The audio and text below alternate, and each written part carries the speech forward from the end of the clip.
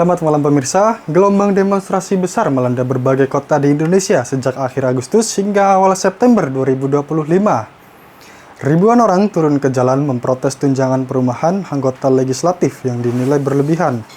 Aksi unjuk rasa pertama kali pecah di Jakarta pada tanggal 25 Agustus 2025 setelah viralnya informasi mengenai tunjangan rumah untuk anggota DPR yang mencapai sekitar 50 juta rupiah per bulan. Banyak warga menilai kebijakan itu tidak sensitif terhadap kondisi ekonomi masyarakat yang sedang sulit.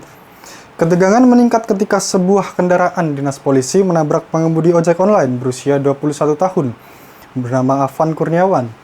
Insiden tragis ini memicu gelombang kemarahan publik hingga aksi solidaritas meluas ke wilayah Makassar, Bandung, Surabaya, hingga Bali. Sebuah gedung DPRD Makassar dibakar massa dan sedikitnya 3 orang tewas serta 5 lainnya terluka setelah terjebak dalam kobaran api atau melompat untuk menyelamatkan diri. Menanggapi situasi ini, aparat keamanan melakukan pengetatan di sejumlah kota besar.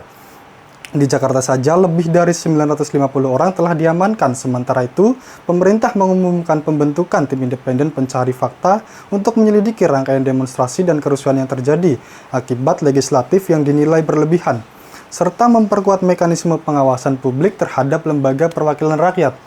Dialog dan reformasi dinilai menjadi kunci penting untuk meredam ketegangan dan mencegah eskalasi lebih lanjut di masa mendatang. Selanjutnya, kabar mengejutkan datang dari dunia hiburan tanah air. Musisi sekaligus aktor Onadio Leonardo, atau yang akrab disapa Onat, diamankan oleh Satres Narkoba Polres Metro Jakarta Barat karena diduga terlibat kasus penyalahgunaan narkotika. Penangkapan dilakukan di kawasan Ciputat Timur, Tangerang Selatan.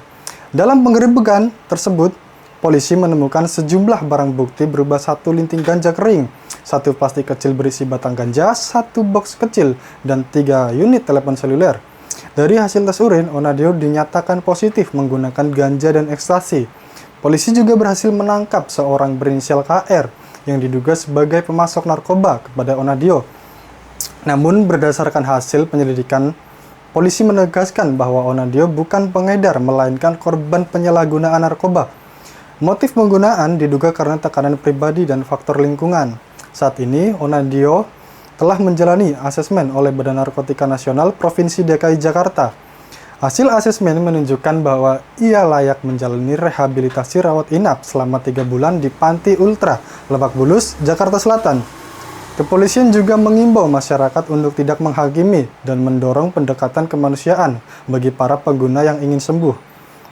Kasus ini menjadi pengingat bahwa narkoba dapat menjerat siapa saja tanpa memandang status atau profesi. Langkah rehabilitasi diharapkan menjadi awal baru bagi Onadio Leonardo untuk pulih dan kembali berkarya secara positif di dunia hiburan. Saya, Aryan Wicaksono, sampai jumpa dan tetap waspada terhadap bahaya narkoba.